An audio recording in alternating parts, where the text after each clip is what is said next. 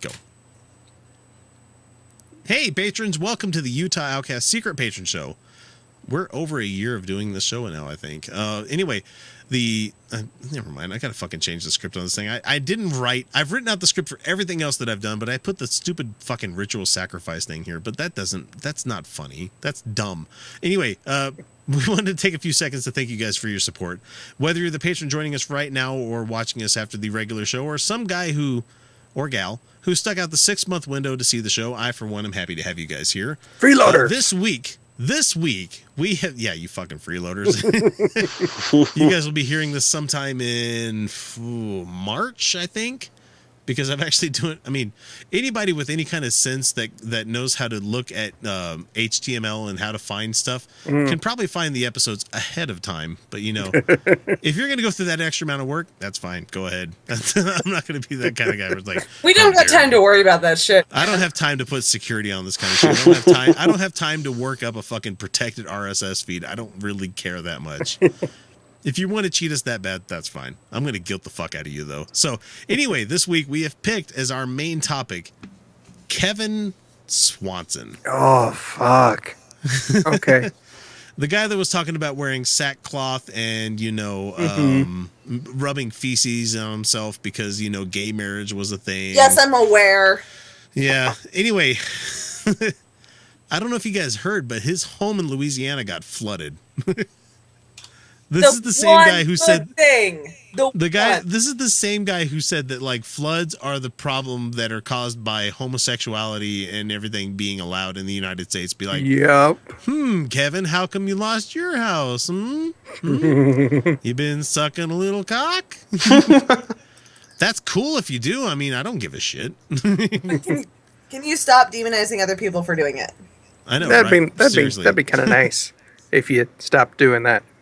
But like every Kevin fucking Swanson screed that we've ever looked at on this show, he has some absolutely crazy shit to say, especially about, and you're going to hear it quite often, about Lady Gaga, Steven Spielberg, and Mark Twain being under the control of, I don't know, that one guy with the horns. Mark Twain? Mark Twain, for fuck's sake. Under control of Satan. So it's fucking amazing. Here we go.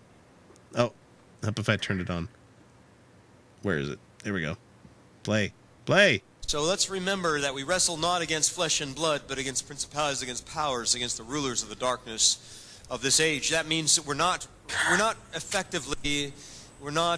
fundamentally up against Steven Spielberg, Lady Gaga, or Charles Darwin. We're up against their ideas. Their ideas. Steven Spielberg, the guy that brought us Jurassic Park. Damn it, Steven. Why? God damn it. Why? Raiders of the Lost Ark. What have you done? Mark Twain. Samuel Clemens. Yeah, thank you. Samuel Clemens. The guy who said that the Book of Mormon is Novocaine and drink. Samuel Clemens, who completely condemned slavery way before it was cool. Like, that guy was going back in the past and having drinks with Mark Twain. First, he would drink you under the fucking table. Yeah, he would. Dude, everyone can drink me under the table. Just imagine the amazing conversations you could have with that guy. God damn. I wouldn't want to do that though. I wouldn't. He would put you in your fucking place. Yeah, he would. That's like talking to Christopher Hitchens. He would. I forget Christopher Hitchens doesn't like being called Chris, but just imagine having a conversation with Christopher Hitchens where you're like, I think I could drink you under the table. He'd be like, all right. I don't think I could. No, I don't think I could. No, you want to talk to a guy that enjoyed his liquor. That guy, I think he gave himself a couple of extra years of life fighting cancer because of liquor. You know how many people I've said, I'm like, I can finish a bottle of wine in a night, and they like laugh at me. They actively laugh at me. I think I would too. Be like, a bottle? Like, yeah, I finished a bottle by myself. And like that's a bottle and like a light, like a half shot after that, because sometimes I'll do that, like, and it is literally like a half shot, and then I'm like way gone. I could literally do Warriors come out to play. The drinks that I've had tonight, and so I'm like you still put not me up even against buzzed. any of these fuckers, and they'd laugh me under the table. I'd be like, "Oh, I thought I could drink." God damn it! Now my fingers are stuck in beer bottles. God, those fuckers are sticky, man. God. Hopefully, they didn't wake anybody upstairs up. Anyway, Kevin Swanson, fuck. Is Kevin Swanson? Now, Is that Joe Charles Swanson? Darwin, Lady Gaga. Son? No. From Family Guy? No. No. Now listen here, Peter. I swear to God, that's the thing. I'll Google it. No, Kevin Swanson is Piece of shit. yeah. Okay, there you go. That's perfect. Is he gay? I feel like he's gay. He probably is. I don't want to put him in that category because I think that would demean other awesome gay people. He's Closeted. he's so There's deep in the actually closet. some scientific evidence for this that He found Narnia. Yeah, Let's just put it that way. He's so, he's so deep. He's so deep in the closet. He's doing it with Mr. Thomas. Oh, I was gonna go there. Thank you. oh, Did you guys hear they're making a fourth fucking the Chronicles of Narnia movie? neat. They're actually coming out with the fourth one. Where'd Yeah. the- I actually only read like 1, 4, and 7, so that's true. So yeah, I did. interesting. I read 1, 4, What is it? 7. Let's see. What the first one and the second one's like Prince Caspian, the third one's Dawn Treader, and then whatever is after that. Yeah. They're coming out with that. So yeah, anyway, sorry, off topic. No. I'm drunk. Charles Darwin, Lady Gaga, and Steven Spielberg are under the control of the evil one. 1 John 5:19 says the whole world is under the sway of the evil one, under the sway of the devil. The devil has absolute control over them. Now again, these Wait a minute. Wait. We're under absolute control of Satan. Really? Yes. Absolute control? So they don't have a choice, not right? shown my vagina. I have So- not shown my vagina once on the show. I'm going to say no. Absolute control underneath Satan. Then who's God? what superpowers does he have? I mean, because he can like tell Satan to go fuck off, couldn't he? I mean, honestly, he could, but No, he can't because he chooses not to. Nah, that's all right. I don't feel like it. No. That kid getting raped in Germany for like 20 years. No, that's okay. I'm just gonna No, let that that's happen. that's not Satan. That's not Satan. But Satan apparently likes like good movies and stuff. Has the best album covers. Yeah, He really does. that's what he goes for. I mean, are the presuppositions. Anyway, what? that's why God doesn't stop him because fuck. Because he loves all those fucking Judas Priest albums. Well, shit, yeah. That are not taken on by those who want to dally with the world's ideas. They don't see that Aristotle is under the sway of the evil one, under the Out just of said- fucking Stottle? Aristotle, man. Aristotle was fucked up on a lot of positions. Not all. Hang on, let me go find a well. And now let me go 500 feet below that well. God damn it, Kevin Swanson. Like, really, Aristotle. You're fucking reaching. I mean, first off, I'm impressed that you even think your audience knows who that is. Who's that Fair again? enough, How did he fair find out? Oh. absolute control of this very powerful, malignant force called the devil.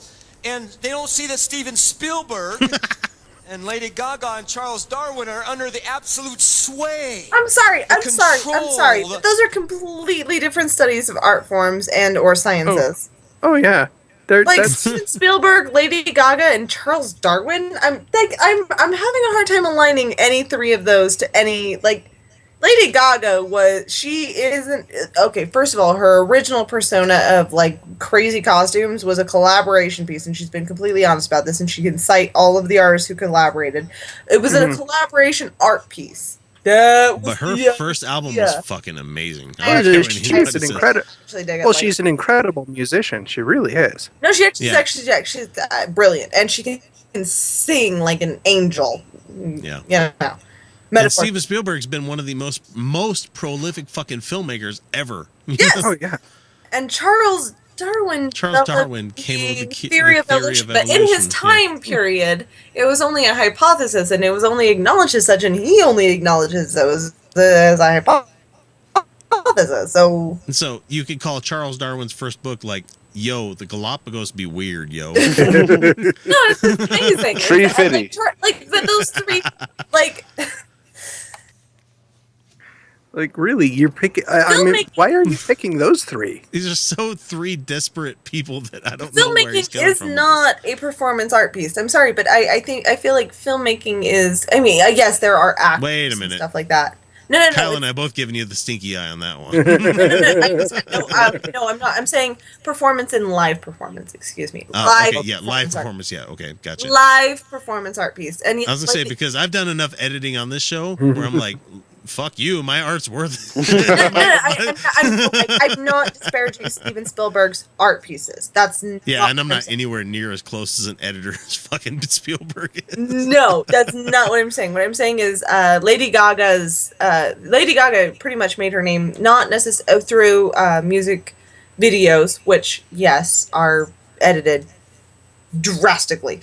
But like hers was a caricature, right? It was a caricature that she, through collaboration, which she admits, and she is fully given acknowledgement to, as an art piece. Like her. Can we just admit that she was the best part of American Horror Story on the last season? Oh my gosh! Oh. I adore Lady Gaga. I adore her. And then she has that whole compilation that she's got going on with Tony Bennett. God, she's insane, and she's. But then there's Steven Spielberg. You know, look, I may not be a fan of Tony Bennett like in his own regard and everything, but you know, I can understand talent when I fucking hear it. Like when I hear Mel Torme, I understand that's talent. I hear Elvis Costello, I know that's talent. You know. But when someone can have an effect and teach somebody else how to do what they do. And that's what he did with Lady Gaga. Like their collaboration was fucking amazing. She was brilliant. It was brilliant. It was a beautiful art piece. That's like when people give Kesha a hard time because she sings pop songs, like, and then they really are surprised when she does really good music. Like, Kesha's brilliant. She's actually like straight up brilliant. She's amazing. So when I say Lady Gaga is a performance art piece and Steven Spielberg, what I mean is he's a storytelling art piece. I mean, different genres of art pieces. Does that make sense? Like, they're not delegitimate at all. Just one is storytelling, one is performance art. There's a difference. They're both legitimate. Let's let Kevin give himself some more rope to hang himself on. The force, the power of the devil himself. And so therefore, they absorb any of the ideas that may come their way through these means.